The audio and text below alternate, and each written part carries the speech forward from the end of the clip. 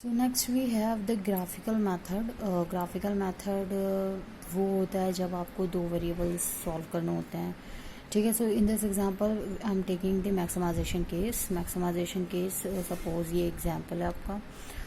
तो graphical method को हम सॉल्व कैसे करते हैं? बेसिकली कोऑर्डिनेट्स को फाइंड आउट करके। तो कोऑर्डिनेट कैसे फाइंड आउट करते हैं? इक्वेशन में आपको पहले वेरिएबल को 0 पुट करना है और सेकंड वैल्यू निकालनी है। तो x1 को पुट किया, then 2x2 equal to 40, then x2 equal to 40 divided by 2, तो कितना आता है 20। सेम है अभी जब हम x2 को 40 पुट करेंगे तो x1 is equal to 40।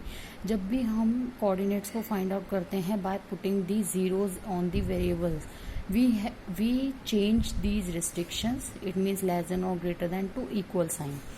Then equation 2 में same we have find the coordinate 0, 40 and 30, 20. अब क्या करते हैं, ग्राफ पे सिंपली इसको प्लॉट करना है।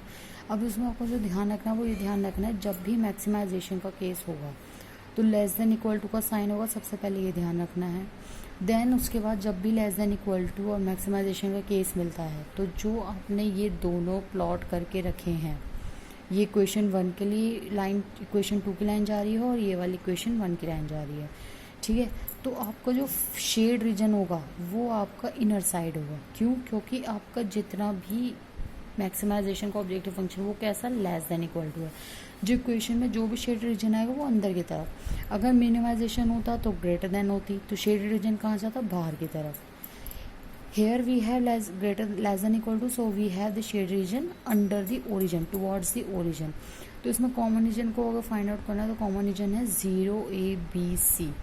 0ABC को फाइंड आउट किया। अब 0ABC को फाइंड आउट करने के बाद what we have the feasible region. The feasible region का मतलब ये है कि जब हमारे पास दोनों इक्वेशन को कटिंग पे एक कॉमन शेडेड रीजन मिल जाए, वो होता है आपका फीजिबल रीजन। क्लियर है? फीजिबल रीजन ओ पे कितना होगा, 0, 0। ए का हमें पता है 0, 20। सी का हमें पता होगा 30, 0। अब बी का हमें फाइंड आउट करना है। बी का कैसे फाइंड आउट करेंगे? दोनों इक्वेशन को एलिमिनेशन मेथड से सॉल्व करके। ठीक है, वो कैसे फाइंड आउट करते हैं? For B coordinates equation 1 is x1 + 2x2 equal to 40 × 4।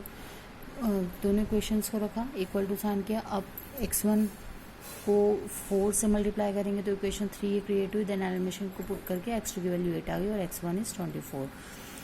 अब इन सारी वैल्यूज़ को जो हमने कोऑर्डिनेट्स फाइंड आउट करे हैं फीजिबल रीजन के, इनको मैक्सिमाइजेशन ऑब्जेक्टिव फंक्शन में पुट करेंगे। जैसे हमने ऑब्जेक्टिव फंक्शन को पुट किया तो हम ये देखेंगे कि हमारा मैक्सिमाइज वैल्यू किस पर आ रही है। मैक्सिमम वैल्यू किस पे आ रही है?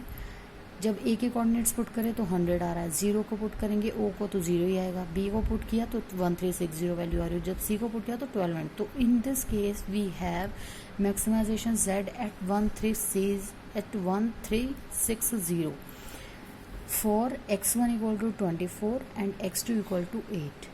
क्लियर है? इसका मतलब ये है कि ग्राफिकल मेथड से हम दो वेरिएबल्स की एलपीपीज को ऐसे सॉल्व करते हैं कि उनकी वैल्यूज़ को प्लॉट करते हैं ग्राफ में, देन उसके बाद एक फीजिबल रीजन को फाइंड आउट करते हैं कि वो फीजिबल रीजन आपका शेडेड रीजन में आना चाहिए। जैसे आपने अंदर की तरफ शेड किया। मेन पॉइंट इसमें ये होता है, मैक्सिमाइज और मिनिमाइज दो ही केस मिलेंगे हमेशा।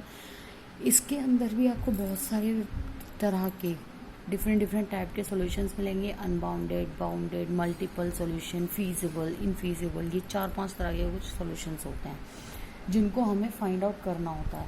तो इन सॉल्यूशंस को फाइंड आउट करने के लिए हम लोग आगे कुछ पढ़ेंगे जो भी और सॉल्यूशंस हैं। फिलहाल ये एक बेसिक स्ट्रक्चर था इसको फाइंड आउट करने का।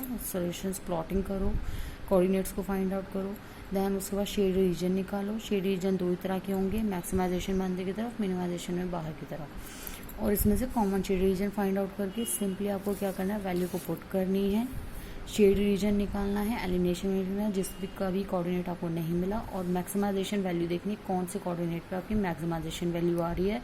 तो वो ही दोनों कोऑर्डिनेट x1 और x2 के आपकी वैल्यू होंगे और फीजिबल रीजन के लिए मैक्सिमाइजेशन की वैल्यू देंगे। Clear? So that's all for the 2 methods.